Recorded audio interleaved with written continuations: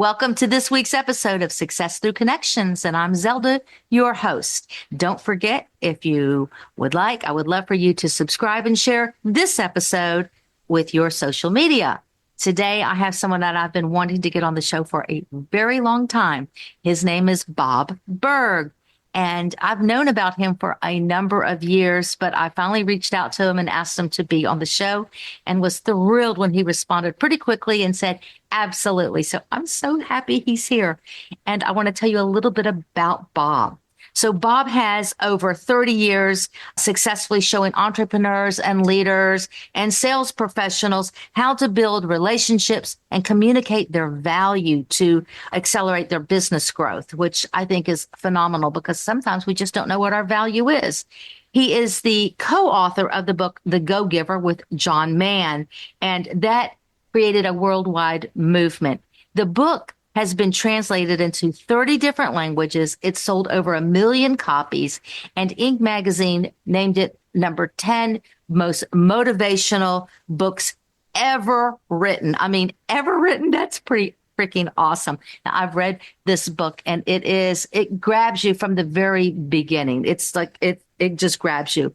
He also has created a program where he helps speakers and coaches polish those skills. And we'll get into that as well. I'd love to hear more about that because I know a lot of our audience always ask me, how do you become a speaker? So I always say, sign up for a course. I don't know that his is the right one because I think he works with those who are already a little bit in that field, but I'll let him address that because don't want to turn business away. So Bob is also an advocate for and a defender of the free enterprise system. He believes that the amount of money one makes is directly proportionate to how many people you serve. I love that. And he's an unapologetic animal fanatic because he serves as part of South Florida's rescue, foster, and adoption organization. I know he has a cat, and it's probably right at his feet right now. So welcome to the show, Bob. I'm so glad you're here with us. Hi, Zelda. Thank you for that lovely introduction. That was so kind of you. Well, I'm just thrilled that you're here today. And I really want to just dive right into your book, The Go-Giver, because when I started to read it and I read about, you have to give before you get. And it talked about, well, how do you think a fire is going to start? A fire is not going to just magically start. You have to light a match. You have to give it some lighter fluid. You have to give it something to get something. So can you tell us a little bit about what's the premise of the book itself? Yeah, that's a great question. And The Go-Giver itself is a business parable. So it's a story. It's a work of fiction based on what we would like to think are proven principles of success, but it is work. And John David Mann was my co-author. And really, he's the guy who made this hum. I mean, he is just a magnificent writer and storyteller. And so much of that success is owed to John. The premise is actually very simple. It's that shifting your focus, and I really think, Zelda, this is where it all begins, shifting your focus from getting to giving. Now, when we say giving in this context, we simply mean constantly and consistently providing immense value to others, understanding that doing so is not only a more fulfilling way of conducting business, it's the most financially profitable way as well, but not for any kind of way out there, woo-woo, magical, mystical, type of reasons. Not at all. It's actually very rational. It's very logical. When you're that person who can take your focus off of yourself and instead place it on serving others, discovering their needs, their wants, their desires, when you make it not about you, but instead about helping others solve their challenges and problems, right? When you make it not about yourself, but rather moving others closer to happiness, people feel good about you. They feel great about you. They want to get to know you, right? They begin to like you. They trust you. They want to be in relationship with you. They want to be part of your life. They want to do business with you. Sure, if that's when and if that's appropriate, but really they want to tell the world about you. They want to be your personal walking ambassador. And I know that you embody those very principles, and that's, really exactly what you teach. Some people, are naturals at it. Others, not so much. They have to kind of learn how to do that. Is there a way that you can learn to be more of a giver? Well, I mean, I think, like you say, there are some that kind of just naturally come by it. And some of them, their problem isn't with that. It's with the receiving part, which is why we, talk about that in law number 5, the law of receptivity. But a lot of times when people are not willing to focus on the value they provide others, it may be a natural part of their being, but usually it's more that's just what they've been taught about business. They've grown up with sort of maybe I'm dating myself here, but, with the J.R. Ewing character as the typical, that was in Dallas. The young kids, people listening to this have no idea probably who I'm talking about. But, he was that, take advantage of others and try to just, take and, whatever.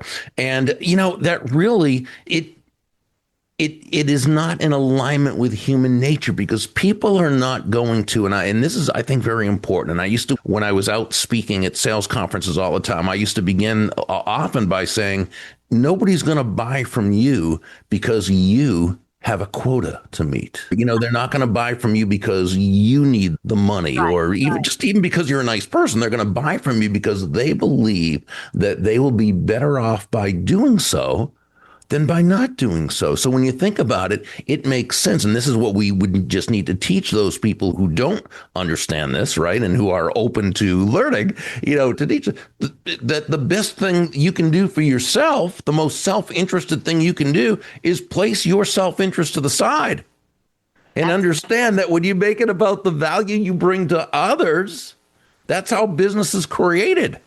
Exactly. So you mentioned a minute ago about you had these 5 laws. Can you tell us a little bit about what those 5 laws are? And I know that they help you both personally and professionally. So can you talk a little bit about those laws? Yeah, so the 5 laws themselves are the laws of value, compensation, influence, authenticity, and receptivity. And they work together in alignment harmoniously. The first one is the law of value, which says your true worth is determined by how much more you give in value than you take in payment. Now, when you first hear this, it's a little counterintuitive. Give more in value than I take in payment. That sounds like a recipe for bankruptcy, right? And so give more in value than I take in payment. How am I supposed to survive in my business that way? Never mind thrive. But you hear it all the time. I hear it online all the time where people say give value. And so I think the people who struggle with that, and I know I used to struggle with that, was, I'm giving them all my good stuff. I'm giving them all my tips. I'm giving them all this. So how do you break that mindset of I'm giving them to where you really are giving them? Because the more you give, it's true, the more you get back. Well, so I think the first thing that's important to really understand for people is the difference between price and value. It kind of begins there. Price is a dollar figure. It's a dollar amount. It's finite. It is what it is. It's the price of a thing. Value, on the other hand, is the relative worth or desirability of a thing, of something, to the end user or beholder. In other words, what is it about this thing, this product, service, concept, idea, what have you, that brings so much worth or value to another human being that they will willingly, in this case, say, exchange their money for this and be glad they did, while you also make a very healthy profit. Now, a very quick example I'd like to share is the accountant who you hire to do your taxes, and she charges you, $1,000, let's say, to do your tax return. That's her fee, her price. Yeah. $1,000. But what value does she give you in exchange? Well, she saves you $5,000 in taxes that you ordinarily, you wouldn't be able to do yourself, obviously. She provides you with, she saves you countless hours of time. Yeah. And she provides you and your family with the security and peace of mind of knowing it was done correctly. So she's given you well over $5,000 in value in exchange for $1,000 fee or price. She gave you more in value than she took in payment. So you feel great about it, right? Because you received a lot.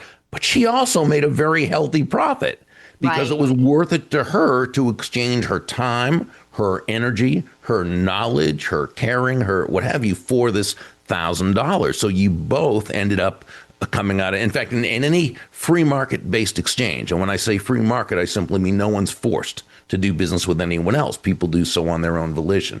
In any free market based exchange like this, there should always be, or there always is, two profits: the buyer profits and the seller profits, because each come away better off afterwards than they were beforehand.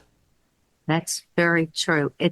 I know for me, when I think of people offering their value, or like on social media when they're giving their tips and you think they're giving it away, to me, it validates their knowledge and their skill sets, because I'll hire this person because they made these comments, they gave these tips, they gave this advice. So I know that they know what they're talking about. Then I'll hire them because I know that they know. Well, and I think there's a difference between knowing and being able to apply. And so what happens is when a person, gives value through, let's say, the content that they publish in this case, because I think that's what we're referring to, that whether it's videos, articles, combination, doing podcast, whatever it happens to be, giving lots of great value. And as you say, it's a way of building credibility with that person. But, they say, well, it's those 5 tips that she gave. Those were great. Okay, so I'm just going to do them, except I really can't. I need someone to share with me how to. And it's not that the information's not great. It is. But there is a difference between knowing a thing and actually being able to do it without help. Well, that brings me to my next question, which is perfect. So I want to talk to you a little bit about mentorship. That's, to me, it's so important. So I know that I've had different mentors, different coaches. They have their different skills and all that. So to me, it's difficult sometimes to know the right one. It's kind of like hire slow, fire fast. So what is something that when you're looking for a mentor, what you should absolutely avoid when you're looking for that mentor?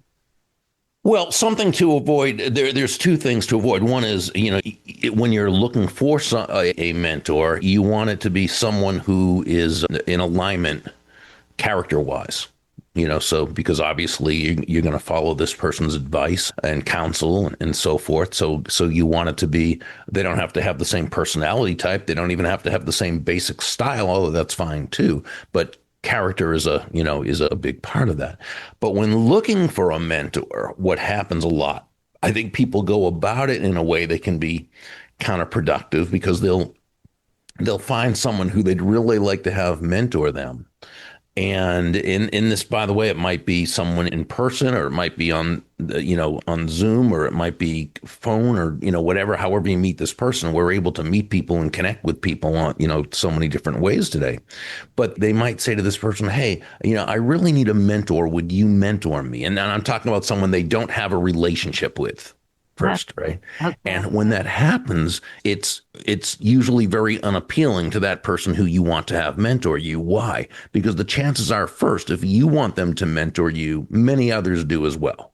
And they only have, a finite amount of time that they can do that sort of thing. Also, just coming out and asking someone to mentor you means you're asking someone to basically, share 30 or 40 years of wisdom with you, even though they don't know you from a hole in the wall. And, that might give them concern just in terms of, well, who's this person to ask me, or why, what are they? But really, so it's like not respecting the process itself. It's almost being as though one's entitled to it. So, which doesn't mean that's how the person is. It's just how it could come across to that person. So my suggestion is to approach it a little bit different. You can still ask that person, but what you do is maybe take it a little bit differently. And utilizing words such as, I know you are very busy. If this is something you either, don't have time to do, or for whatever reason would rather not, I'll absolutely understand. I'm wondering if I might ask you 1 or 2 very specific questions. Mm-hmm. Now you've come at it from a totally different frame. 1, you've respected the process. You realize you're not entitled to their time. Right. You realize they may be too busy, and that's okay. Okay. The second thing is you gave them an out or back door. Yes. You let them know. You gave them that escape hatch so they don't feel like you're trying to pressure them or whatever. And that's powerful. And then the third thing is, rather than just ask them to mentor you, which is open-ended, could take a lot of their time. They don't know, again, they don't know who who you are and they don't, right? You've instead asked, may I ask you one or two very specific questions? Now what you've communicated is that, yes, I know what I want to ask. I'm not going to waste your time, right? And this person appreciates that. And so now, and you typically, they'll say, sure, go ahead. How can I help you? Not always, but not everybody has to, Right, different right. people, and everybody has a right to do what is congruent with their value system. But now, so what you do is, you ask your couple of questions, of course, research that person so thoroughly that you don't ask something that you could have found the answer to through, online or whatever. But you don't take up much of their time. You thank them profusely and let them know that you will, apply their information right away, their wisdom right away. May I touch base or, may I get back with you from time to update you on my progress? And again, the whole way you're approaching this person is just loving this. And they'll say, yeah, of course, please. I want, now, once you, get off the phone, get off the Zoom or in person, whatever it happens to be, write a handwritten, personalized thank you note to this person. Very short and sweet. Dear Mr. or dear Ms. or dear Jane or dear Harry, however the relationship's been established. Thank you once again for taking time out of your busy schedule. Your wisdom is absolutely priceless and I will apply it right away. We'll get back with you and, let you know how things are coming along. Again, many thanks. Best regards. Sign your name, put it in a regular envelope, put a hand stamp, not a meter machine stamp, a hand stamp, send it to them that day. It will just really impress them. And it shows you're that type of person who is worth doing this with. Another really nice touch is you find out what their favorite charity is or favorite cause or whatever. And you can do that either online. You can call their administrative assistant, whatever it happens to be. Make a small, it doesn't have to be big, just make a small donation in their name. It'll get back to them. You're not doing it to kiss up or anything, but simply to, again, communicate that you respect the process. You're very grateful. This is not something you take that you take for granted. Excuse me. Now, couple weeks later, few weeks later, you might follow up again, ask a couple more questions. If there's supposed to be a mentor-protege relationship ongoing that develops, it will. It may not. You'll meet other people and you'll do the same thing. And what you'll find is as you go along in your career, making these great connections, you'll also find other people who you can ask who they would suggest or could they introduce you. And again, it's going through what you teach. It's building relationships with people, based on an attitude of giving value to others and always looking to how you can benefit another person. And as you do that, you never have to worry about not knowing a thing because you'll always have people you can ask. Yes, I'm a big advocate, and I stress it in all of my talks about those handwritten notes and birthday cards and all kinds of things like this. I'm a big proponent of handwritten notes. Yeah, absolutely. It's because who doesn't want to get? It distinguishes you from everyone else, basically. It's awesome. So, if you're looking for a mentor, what's the best way to even find one if you don't even know? Let's say it's a new business, a new business owner or a new person in sales or what have you, and they're just looking for that mentor. Where do they find a mentor? Because not everybody's a mentor. Oh, no, but you can always, you can ask other people. You can ask your associates. You can ask who they know, who they would suggest. You can look online. You can, it's so easy to search and find, people. Are there questions that you should, if you find this person or persons that you think you would like to consider as a mentor, are there some specific questions, like top 3 questions you should ask them right off the bat? I'm not sure if there's that as much as what you're really looking for, depending upon your unique situation, is you're probably looking for the principles that will cause you to be successful in that particular area, whatever it is that you're looking to do. And if you're looking to understand the principles and you understand the principles of success, the individual strategies usually come as a result of that. Yeah. So, one of the principles in your book is about influence. So how does the go-giver create influence both personally and professionally?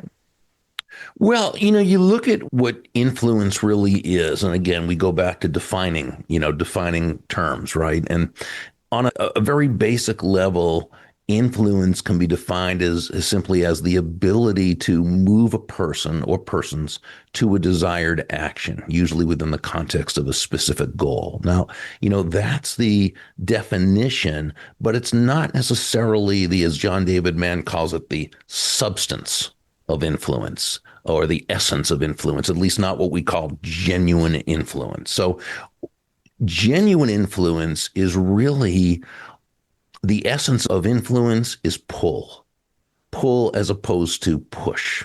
As in, the old question, how far can you push a rope?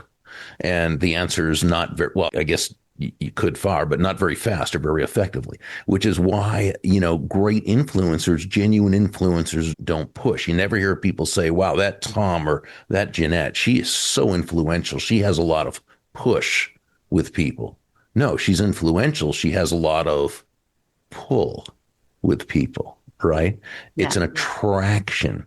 Great influencers, genuine influencers attract people first to themselves and only then to their ideas. So to answer the question, how do you do that? You do that through your focus on others. We would say that, you need to be internally motivated, but outwardly focused. So the genuine influencer is always asking themselves questions such as, how does what I'm asking this other person to do, how does it align with their goals, with their needs, their wants, their desires? How does what I'm asking, how does what I want this other person to do, how does it solve a problem for them?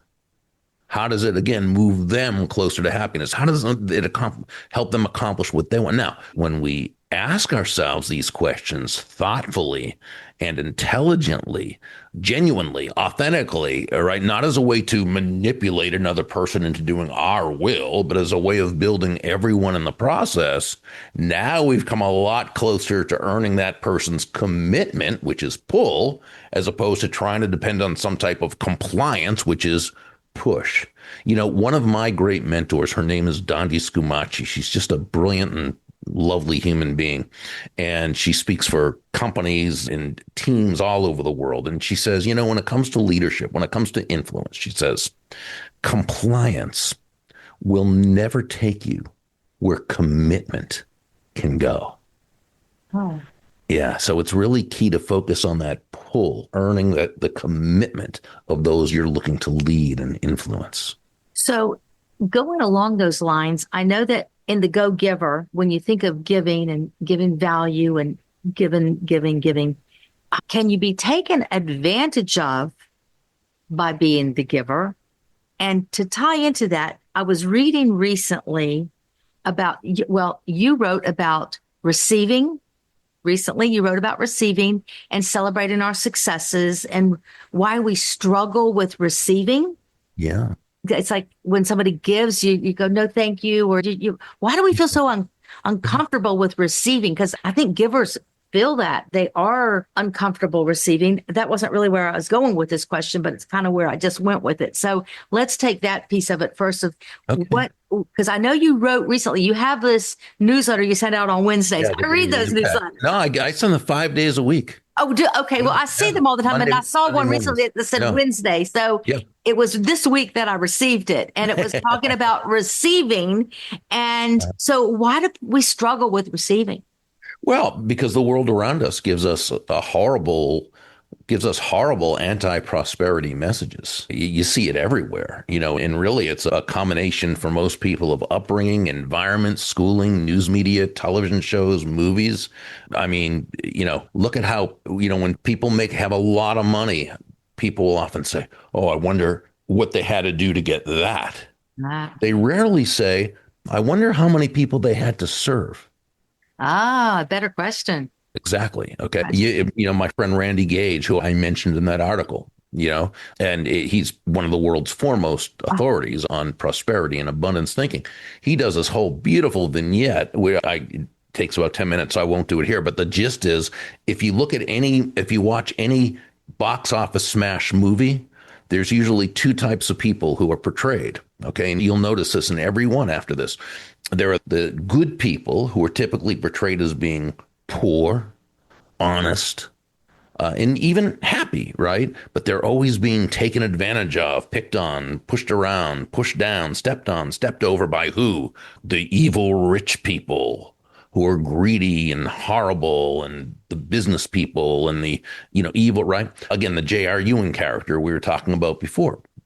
Well, people grow up with that, and that's what they take in. And again, it's unconscious, right? You're not really thinking. He gives a great example from the first Spider-Man movie where Peter Parker is sitting on the couch with Uncle Ben, and they're talking about, being poor. And Uncle Ben says to Peter, he says, well, Peter, we may not be rich, but at least we're honest. What a horrible message for some young teenage boy or teenage girl to hear, right? Because what's the underlying premise in that statement?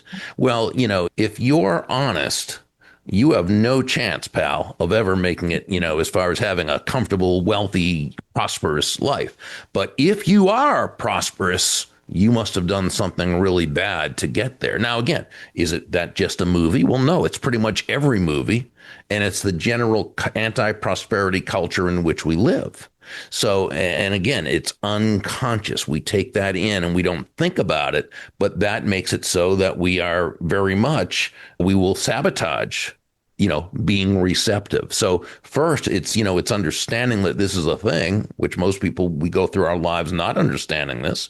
And then once we do, now it's a matter of making a study of prosperity, which why I mentioned, studying people like Randy and David Nagel and Sharon Lechter and, Lisa Peterson and just so many great teachers of, prosperity. I met Randy Gage years ago when I was in the Speakers Association in South Florida, and he was there all the time. I read his weekly newsletter. Oh, I hope amazing. someday that, hey, if anybody has a connection out there, I'd love to get him on the podcast. Oh, yeah, absolutely.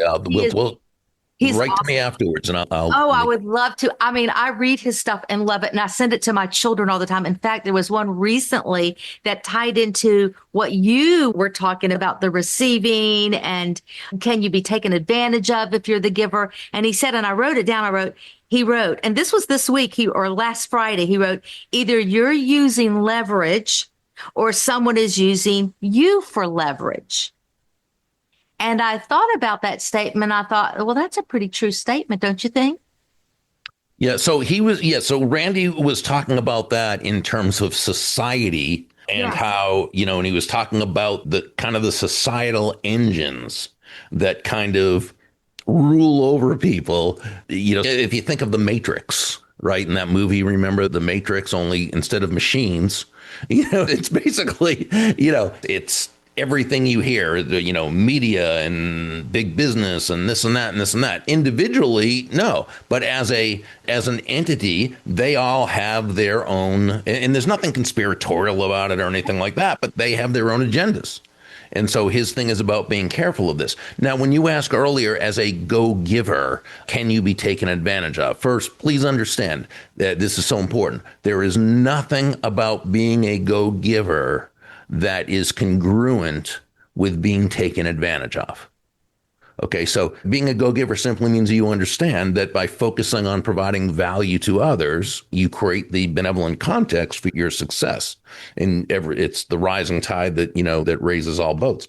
But can you be taken advantage? Anybody can be taken advantage of. But and I often say that if one finds themselves in a pattern of being taken advantage of, I don't mean every so often. I mean, life is life. Unless you stay in the house and don't talk to anybody, you're going to be at some point taken advantage of. But I'm talking about someone who this constantly happens to. Okay, it's not because you're a nice person, and it's not because you're a giver.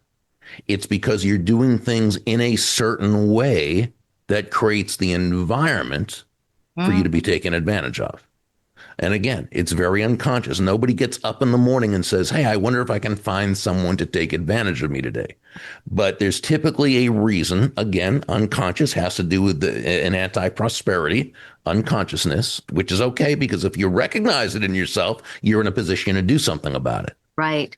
But it's recognizing the patterns, asking yourself why, and then going about, finding the people who can help you get past that. Oh, that's brilliant. Yes, yes. Well, we are definitely out of time. So I want to ask you my signature question that I ask every single guest that I have. And that one is, can you share a story of a time when you were presented an opportunity because of a connection that you had, or you were able to, because of a connection you had, help someone else with an opportunity? Well, one that comes to mind, and this is somewhat early in my speaking career, and I was a member of the National Speakers Association, and we were talking about the Florida chapter earlier. There was a gentleman who I had met there. He and his wife, two daughters, used to come to every convention, and I met them at the first couple. Just lovely, wonderful people. And I remember when I first started as a way of positioning myself as a speaker, and this is before the internet became so prolific, I used to write a lot of magazine articles, or regular magazine articles. Yeah. And so I would often let the editor know that, I had other, other speakers, friends who could write articles too, and they were always open to that. But this one person I used to recommend almost all the time because he had this great story that could pretty much apply to any magazine, any audience. So this took place over a couple of years. I was doing that. And then there had been a company I was trying to get in with to speak to. And not only could I not get in the front door, I couldn't even locate the front door. And I remember speaking with someone about it, another speaker, and we were just talking, and he said, well, oh, don't you know so-and-so, the person who I was often referring to? And I said, oh, yeah, great guy. Love him and his family. And he said, well, that they're a client of his. I said, oh, I didn't know that. So I called him and I said, listen, I want to ask you a question. I said, I'm not asking you for a referral in there. This is your client. But I'm just wondering, how would you even approach, if you were me, finding that, and before I could even finish, he said, nonsense. I'll have my contact call you. The person called me later that day, and I ended up not only speaking for that particular group, but nationwide for that company over the course of a few years. It was a very lucrative client. And only as a result, that relationship was a matter of, just looking for ways to give value to my friend. That is a great story, Bob. Great story. So, Bob, if someone wants to reach out and connect with you, how can they find you? The best place to go is Burg, BURG.com, and everything's pretty much there. Burg.com. That's your website? Yeah. Okay, perfect. That's easy enough. Yeah. Remember Burg.com and you'll get Bob Burg in person. So that's our show for today. Please remember to subscribe, like, and share the show. And every week we have a new episode. Every Tuesday, a new one comes out. So also remember that success does not happen in isolation. It happens because of the connections that we have. So keep reaching out and keep connecting. This is Zelda. Until next week. Talk to you then.